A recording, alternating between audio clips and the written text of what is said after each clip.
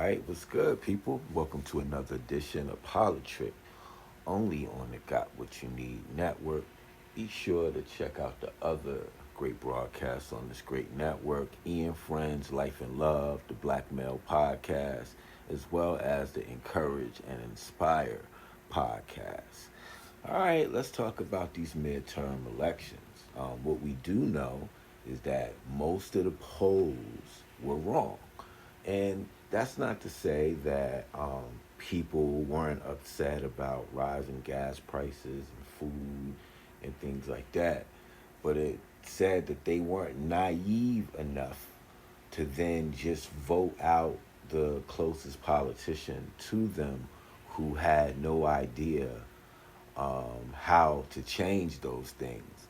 And I want to applaud the American young people for turning out in such great numbers that it made all these pollsters, and that's not just the Quinnipiac, not just the, I guess, right-leaning pollsters, but your Nate Silvers and your 538, your Dave Wassermans, they were all wrong, and I mean incredibly wrong when they predicted this red wave coming.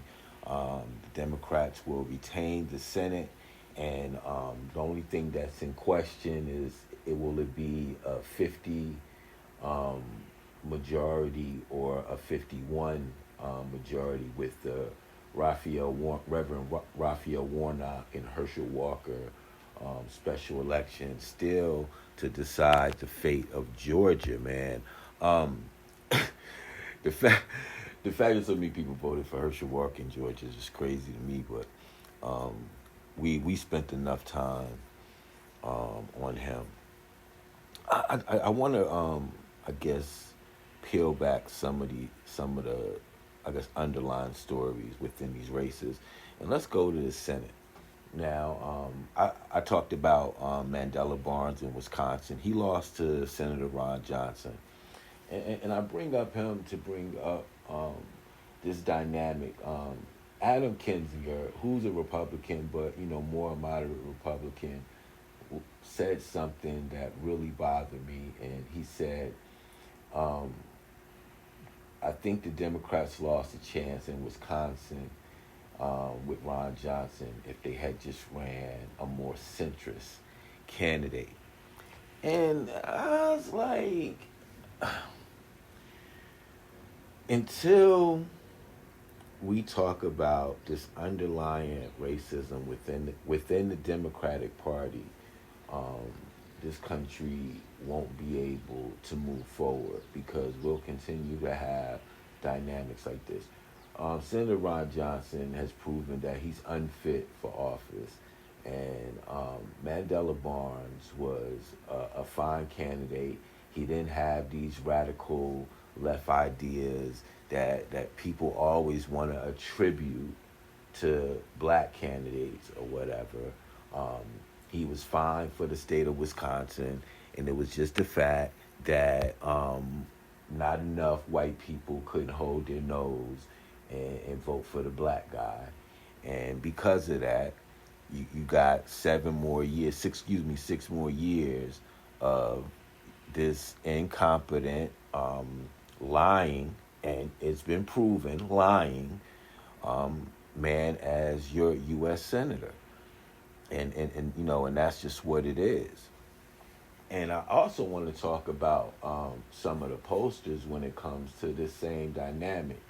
There's a gentleman on Twitter, goes by the name of Christopher Boozy, and he was probably the only one that early predicted that the House would remain in Democratic hands.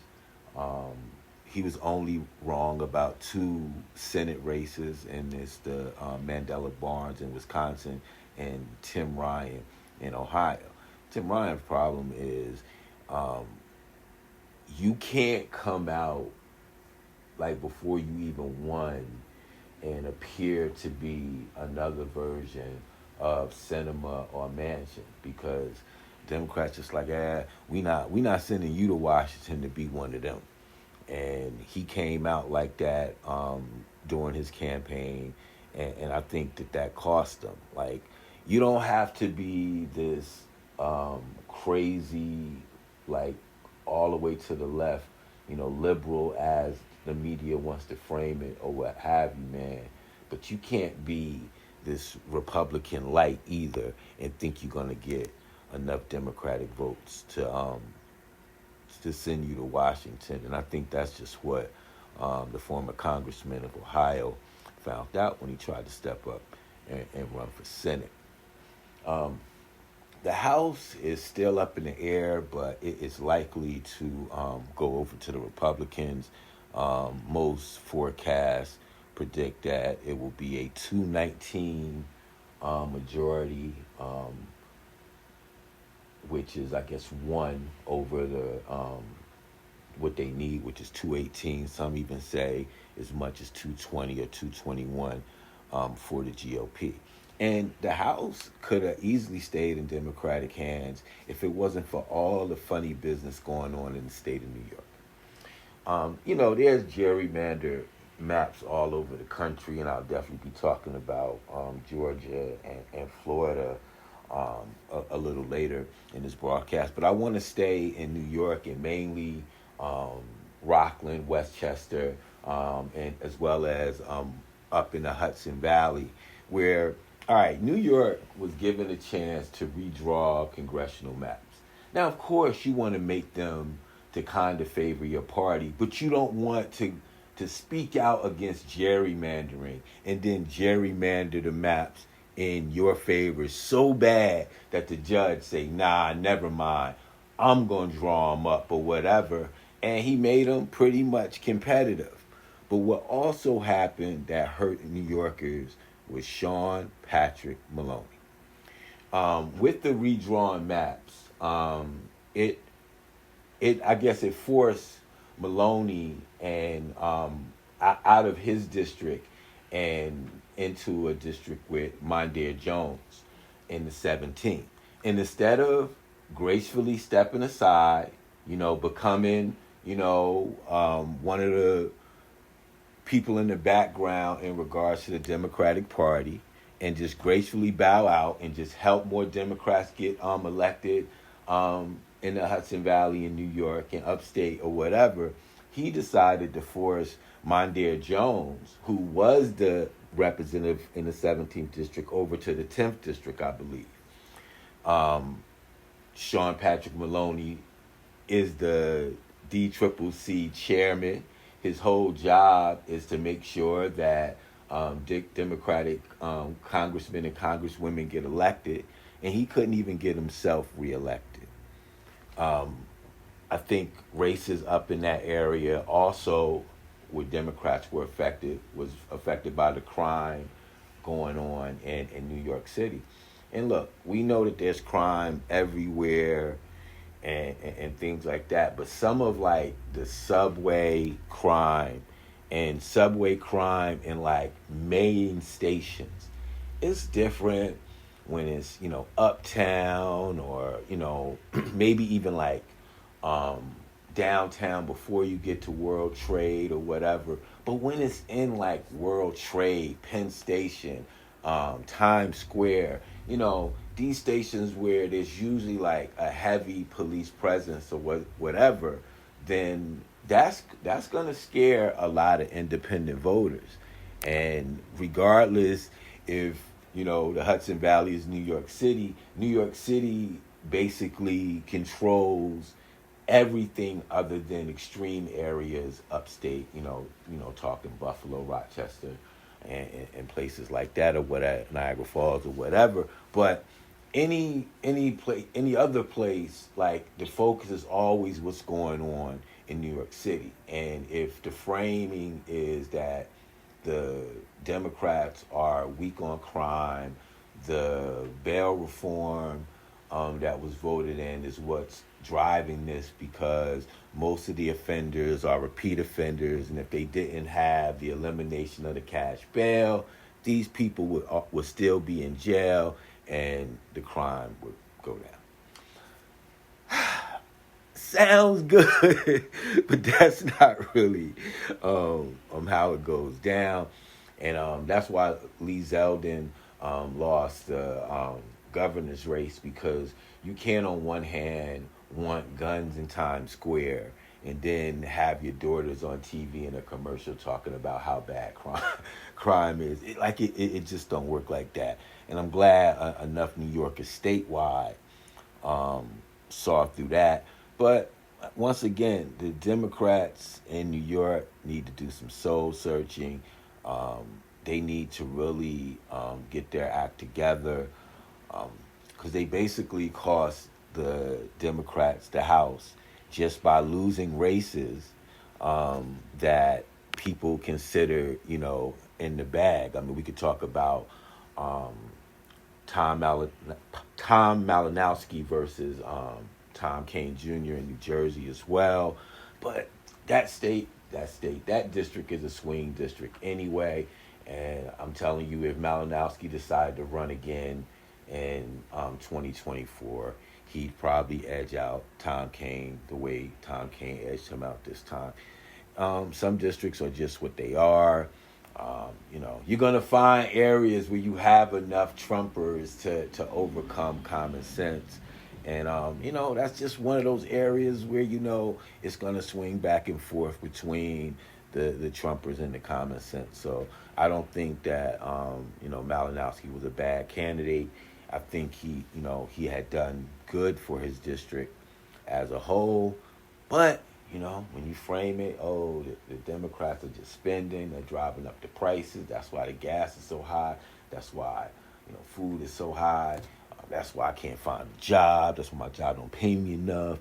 All this kind of stuff. Even though most of those things weren't his fault, it's easy to see why, he was voted out. So, it is what it is. All is not good in the world, though, man. And I want to point to a lot of local races. And I'll talk about a place where I lived over 10 years, Lynchburg, Virginia, where the Republicans, and I mean hardcore Republicans, are pretty much taking over the city council. The U.S. Representative Good is voted back into office or whatever. And what this means for the people of Lynchburg as well as surrounding 6th District is, lack on gun restrictions, like rewriting of, the history books, basically a whitewashing, of the history books, just a overall of just the education system. And their board of education is elected. So, oh man, it's going to be wild in some places like that, with all the, I guess, quote unquote good news we say from, a national perspective. I know that people in Florida and in Texas, or people from around the country looking at Florida and Texas and like, what's wrong with y'all? Look, when in Florida, let's start there. When you're allowed to basically draw the map that's used in the election that you're running in and redraw districts to basically weaken the black vote down in places like Miami-Dade and Broward, and it's gonna look like Florida has spoken for Governor Ron DeSantis when all he did was make the odds in his favor so much that he couldn't lose, and make it look like he kind of like without I guess without like the bullying of the local mayors like Chris Christie did in New Jersey, but took his model, whereas Chris Christie bullied, small town Democratic mayors into publicly supporting him, thus looking like, he had this bipartisan support and he'd be good for the country, and and that's why he wanted to run for president. Later on we found out that a lot of other mayors didn't want to endorse him, but were threatened with money being taken from their cities and money that they couldn't afford to lose. So they had to go along and get down with the get down. But in the case of DeSantis, man, like it's just not that. And the same thing in Texas. And I tell people in Texas all the time when I see them, like, oh my God, this Governor Abbott, until the focus gets on the state legislatures to win those back, or at least win them to where they're competitive, so that you can reopen polling locations. You can draw the maps to be more bipartisan and not the way that they are now. I hate to say it, but like voting in Texas and Florida and statewide elections is going to be just futile for Democrats until something like that happens. They've allowed Republicans to take it so far to where it is almost impossible. Like, no matter how much you turn out to vote, let's say in Texas, no matter how much you turn out to vote in places like Houston, Harris County, I used to say Dallas and the Metroplex, but it's pretty much just Metro Dallas now that's pro Democrat. Everything outside of that, Fort Worth, all of that is all Republican control. So then you go down to Austin, you get that vote from UT, San Antonio, missing one more hotbed, but then that's it. And then the rest of that countryside state is all ruby red. And with the gerrymandered districts, in addition to the already crazy state dynamics or whatever. Oh, and there's another blue part of the state that's along the border. And that's crazy because, they say, oh, the Dems are weak on, border security. But it's crazy that the people who actually live there and have to deal with it every day voted heavily Democrat to keep their congressional representatives the same. And in one case, vote out an incumbent who was big on what, Governor Abbott was doing, taking migrants from, El Paso and other ports of entry and then busing them to, northern states. Oh, now you deal with this or whatever, It's all cap.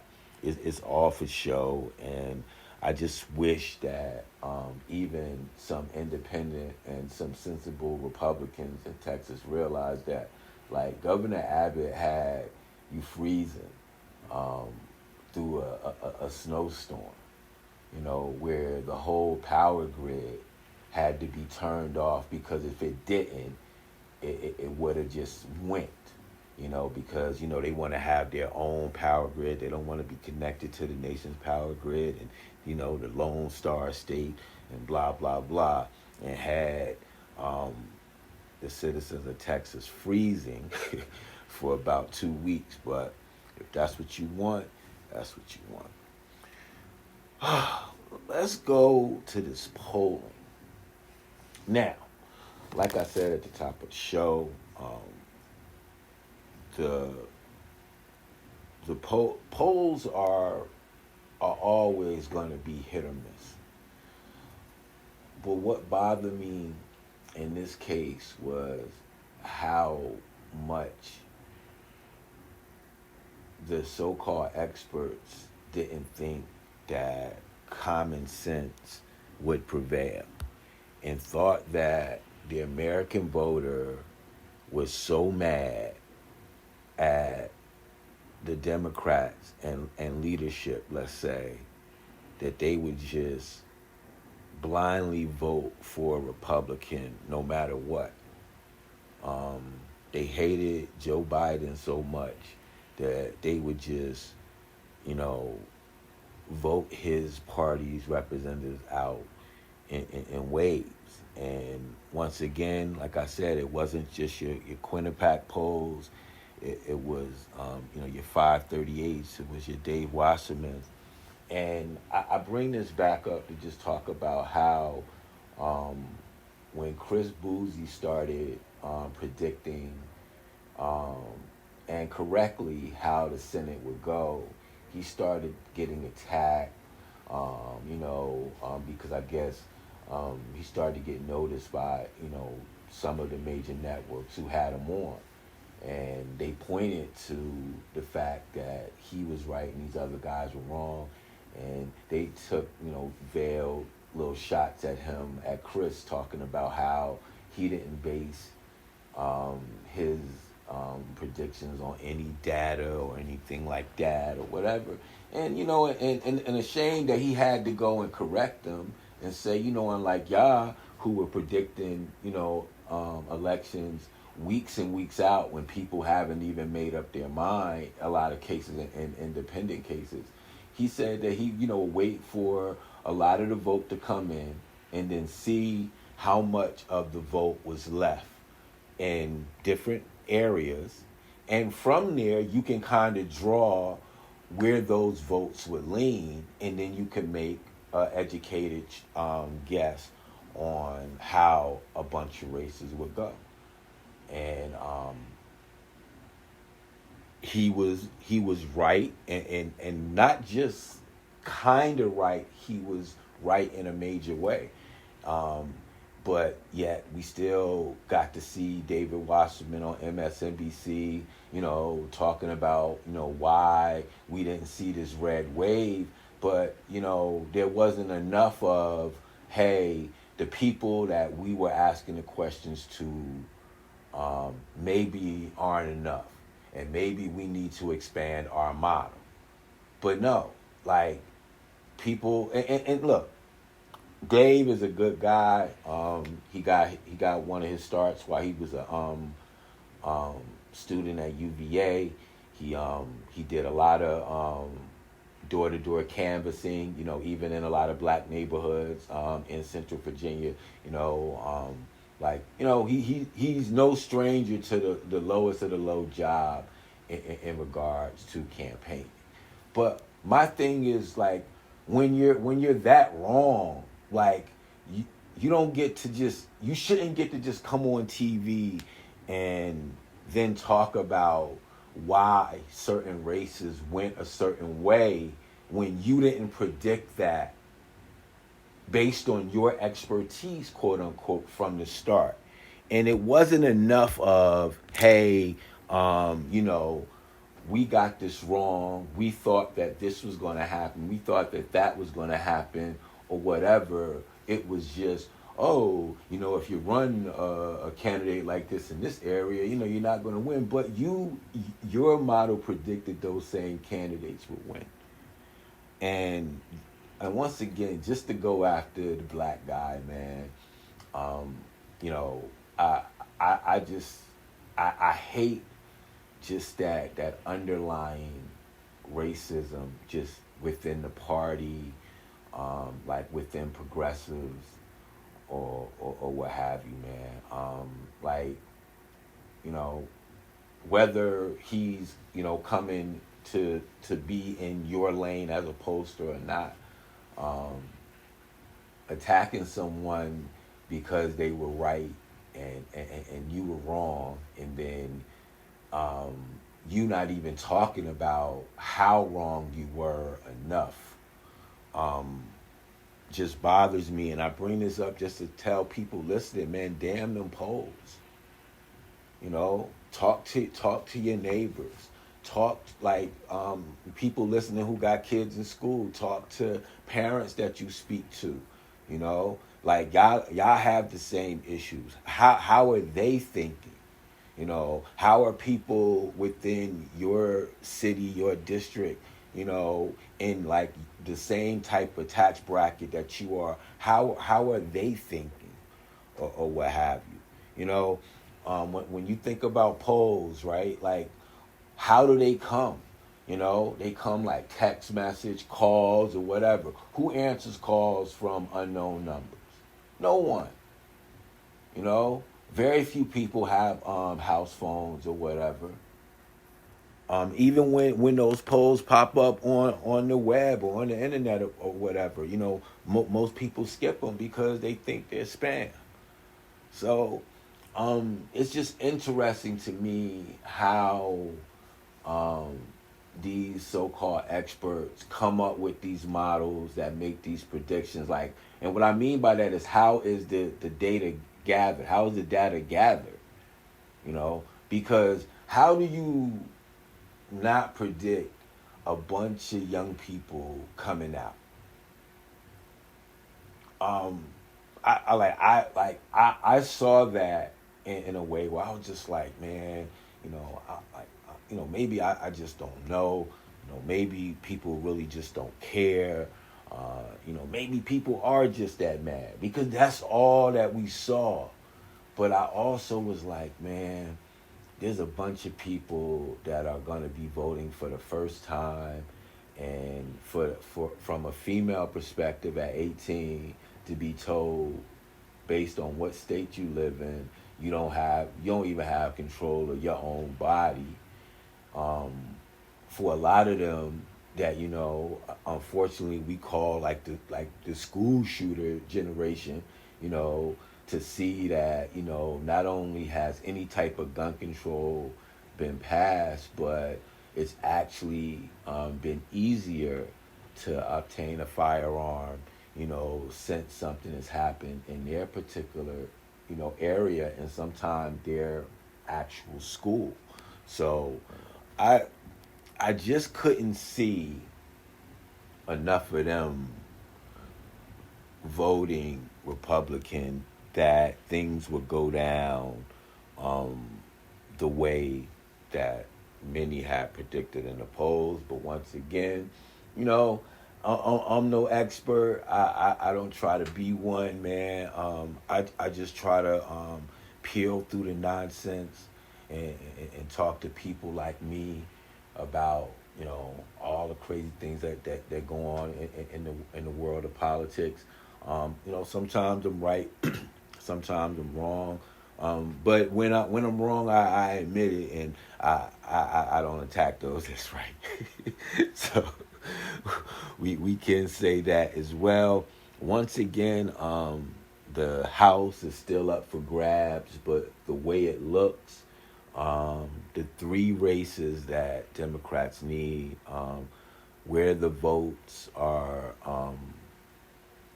I guess, left to come in, it doesn't look good for them. But I will say, as of 24 hours ago, Christopher Boozy predicted that the Democrats will hold on to the House.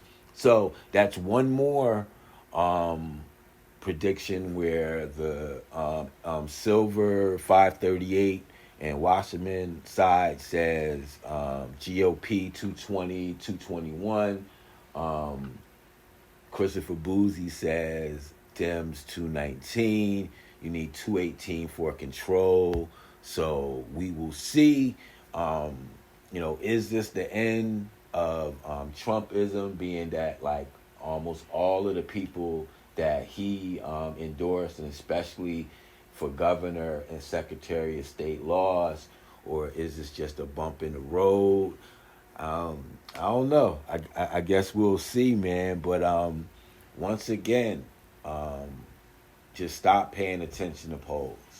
Start talking to people like you, even people like you in other parts of the country. And I think that going forward, unless these so-called number crunchers and experts adjust the way that they gather information that's supposed to predict the pulse of the nation, then they will come out being historically wrong in the way that they were this election. Um, like I said, man, it warms my heart a little bit, man, that, you know, we had sensibility win in some places. It's still a chance, man, that Herschel Walker could be calling himself U.S. Senator from Georgia, and I just find that criminally wrong. But that's what happens, man. That's what happens. But we will see. Thank you for your time. And for those who went out and voted, for those who took other people to the poll, those who encouraged other people to vote, thank you, thank you, thank you. Till next time, I'm out. Peace.